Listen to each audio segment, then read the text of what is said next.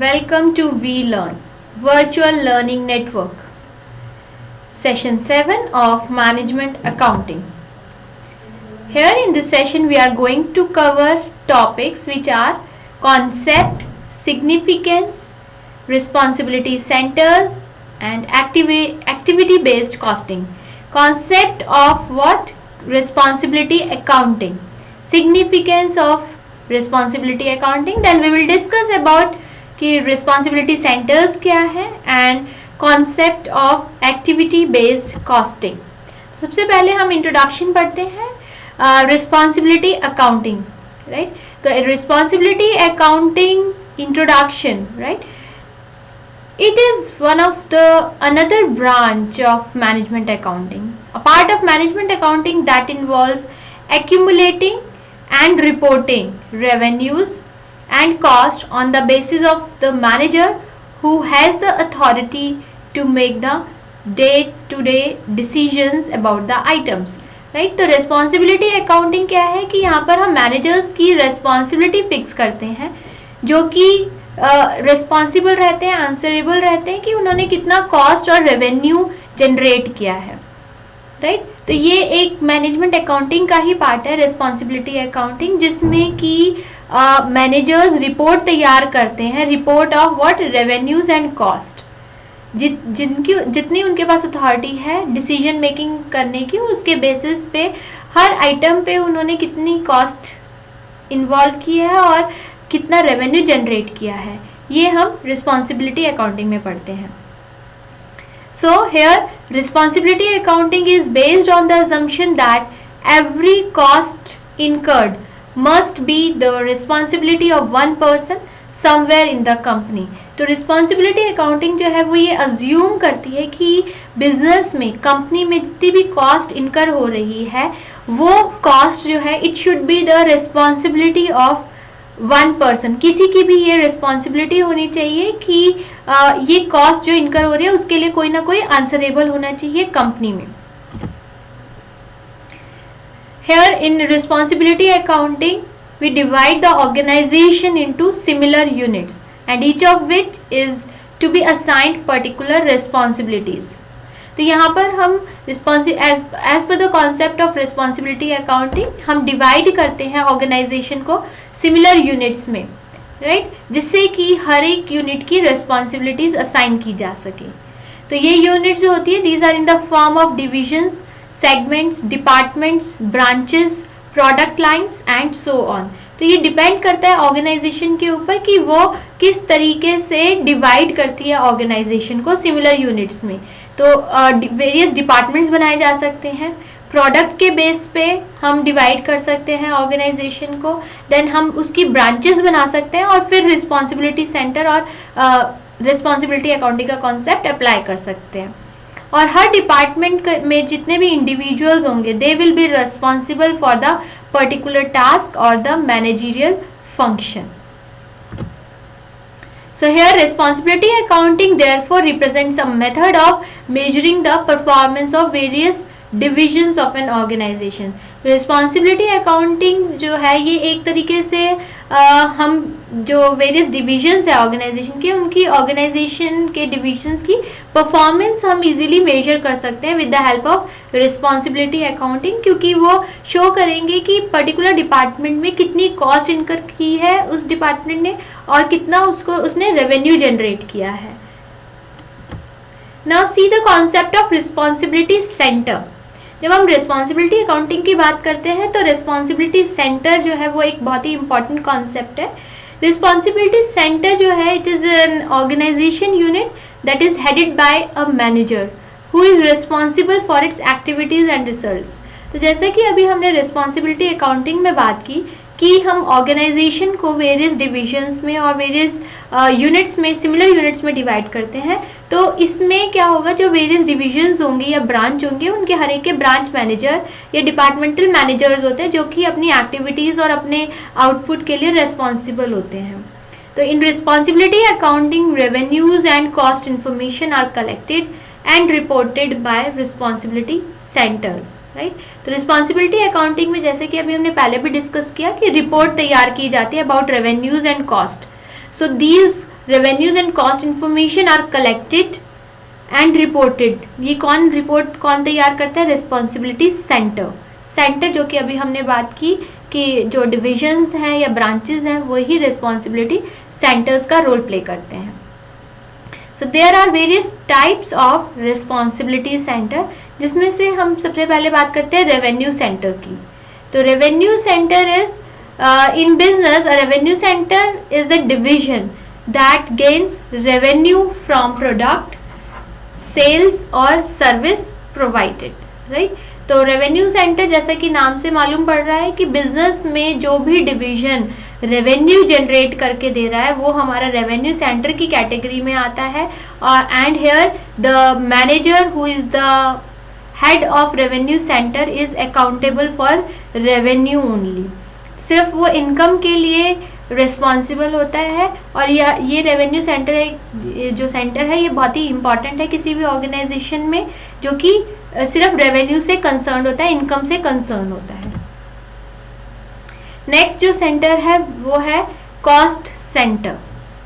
In business a cost centre, और cost centre is a division that adds to the cost of an organisation. And here but only indirect cost adds to its profit, and typical example include like research and development, marketing and customer service. तो यहाँ cost centre क्या है? जो कि cost incur करता है. Cost centre भी एक ही ऑर्गेनाइजेशन का ही डिवीजन है, ऑर्गेनाइजेशन का यूनिट है, जो कि इनडायरेक्टली प्रॉफिट ऐड करता है. यस, कॉस्ट सेंटर जो है वो कॉस्ट इनकर करता है, बट इनडायरेक्टली ये प्रॉफिट्स में ही एडिशंस करता है. जैसे कि फर्म का जो रिसर्च एंड डेवलपमेंट डिपार्टमेंट है, तो रिसर्च एंड डेवलपमेंट डिपार्टमेंट इस चीज़ के ऊपर रिसर्च करता है कि फर्म की पर कौन सी प्रोडक्ट मार्केट में वर्क करेगी, सक्सेसफुल रहेगी. न्यू प्रोडक्ट के ऊपर रिसर्च करता है, नई प्रोडक्ट्स, नई सर्विसेज जो है वो कैसे लाई जा सकती है जिससे कि वो कॉम्पिटिटिव एडवांटेज गेन कर सके फर्म. इसी तरीके से मार्केटिंग और कस्टमर सर्विस डिपार्टमेंट है कि वो इस चीज़ के ऊपर फोकस करता है कि अपने प्रोडक्ट को किस तरीके से कस्टमर तक पहुंचाया जा सके. कस्टमर सर्विसेज क्या एड ऑन सर्विसेज प्रोवाइड की जा सके जिससे कि ज़्यादा से ज़्यादा कस्टमर ऐड हो सके. तो इन सब चीज़ों के लिए, इन सभी एक्टिविटीज़ के लिए इस यूनिट को, कॉस्ट सेंटर को कॉस्ट इनकर करनी होती है. And this is what the basic role of this cost centre. Next जो कॉस्ट सेंटर है वो है profit centre. A profit centre manager is held accountable for both revenues and cost, right. तो यहाँ पर जो प्रॉफिट सेंटर है वो रेवेन्यूज और कॉस्ट दोनों के लिए ही रिस्पॉन्सिबल होता है, क्योंकि जो प्रॉफिट है वो कैलकुलेट किया जाता है रेवेन्यूज माइनस कॉस्ट. तो फर्म के पास कितने प्रॉफिट्स आ रहे हैं, तो this is the responsibility of this centre. Next जो कि बहुत ही इंपॉर्टेंट सेंटर है वो है इन्वेस्टमेंट सेंटर. इन्वेस्टमेंट सेंटर की जब हम बात करते हैं तो ये जो रिलेटेड है with what capital budgeting decision से रिलेटेड है, जिसमें कि फर्म के जो भी एक्स्ट्रा प्रॉफिट्स होते हैं after paying all the liabilities, जो भी फर्म के प्रॉफिट्स बचते हैं उसको एफिशिएंटली कहाँ पर इन्वेस्ट किया जा सके जिससे कि फर्म जो है वो ज़्यादा से ज़्यादा प्रॉफिट्स अर्न कर सके. तो ये इन्वेस्टमेंट सेंटर की रिस्पॉन्सिबिलिटी रहती है. तो investment centre is a classification used for business units within an enterprise. The essential element of investment center is that it is treated as a unit which is measured against its use of capital as opposed to a cost or profit center which are measured against raw cost or profits. तो investment centre है, इसकी भी हम cost calculate करते हैं कि particular investment में cost, initial cost कितनी लग रही है और उससे फर्म को प्रॉफिट्स कितने हो रहे हैं. तो इन्वेस्टमेंट सेंटर की रिस्पॉन्सिबिलिटी है कि एक एफिशिएंटली वो फर्म के रिसोर्सेज को इन्वेस्ट करे और जिससे कि फर्म को मैक्सिमाइज हो सके, प्रॉफिट्स को मैक्सिमाइज कर सके. So this was the concept of investment centre. Now see what is the significance of these responsibility centres. Significant variances from planned performance can be identified, क्योंकि यहाँ पर रिस्पॉन्सिबिलिटी सेंटर्स की जब हम बात करते हैं तो यहाँ पर पर्टिकुलर डिपार्टमेंट की, पर्टिकुलर सेंटर्स की रिस्पॉन्सिबिलिटी फिक्स की जाती है। दैट मीन्स कि हम कुछ स्टैंडर्ड्स, उनके परफॉर्मेंस के स्टैंडर्ड्स को फिक्स करते हैं और then we can easily identify the variances of planned performance के एक्चुअल परफॉर्मेंस के साथ क्या वेरिएंसेस आ रहे हैं, वी कैन इजीली आइडेंटिफाई.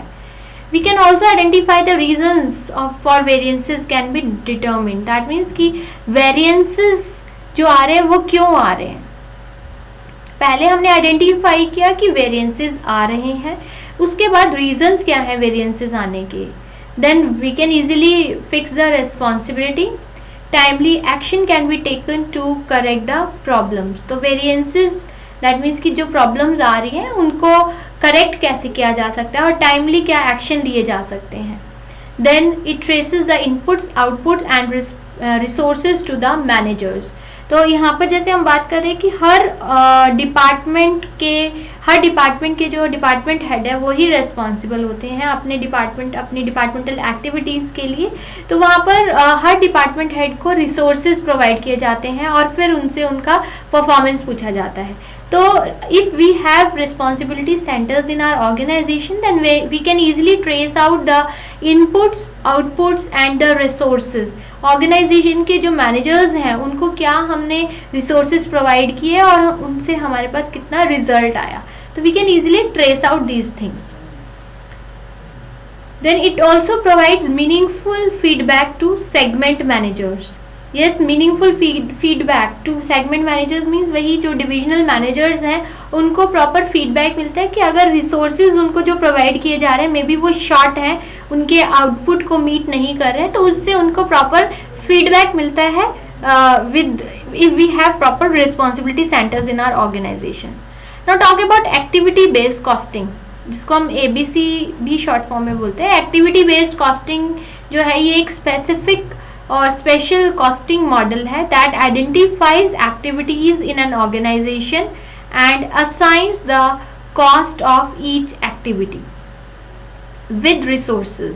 तो एक्टिविटी बेस्ड कॉस्टिंग जैसे कि नाम से मालूम पड़ रहा है, जिसमें कि हम ऑर्गेनाइजेशन की डिफरेंट एक्टिविटीज को आइडेंटिफाई करते हैं और हर एक्टिविटी में बिजनेस को कितने रिसोर्सेज देने पड़ेंगे, कितनी कॉस्ट लगेगी उन प्रोडक्ट्स के ऊपर या सर्विसेज के ऊपर according to their actual consumption. तो that is what activity based costing. हम जो कॉस्टिंग कर रहे हैं दैट मीन्स जो हम कॉस्ट को आइडेंटिफाई कर रहे हैं या कॉस्ट को असाइन कर रहे हैं, तो वो किसके बेस पे कर रहे हैं, हम एक्टिविटीज के बेस पे कर रहे हैं. दैट मीन्स कि हम ऑर्गेनाइजेशन को पहले वेरियस एक्टिविटीज में आइडेंटिफाई कर रहे हैं, वेरियस एक्टिविटीज में डिवाइड कर रहे हैं and then we are assigning the cost to each and every this activity according to their actual consumption. This is the end of the session. At the end there is one exercise. This is first question is what is responsibility accounting and second is what is responsibility center. Thank you.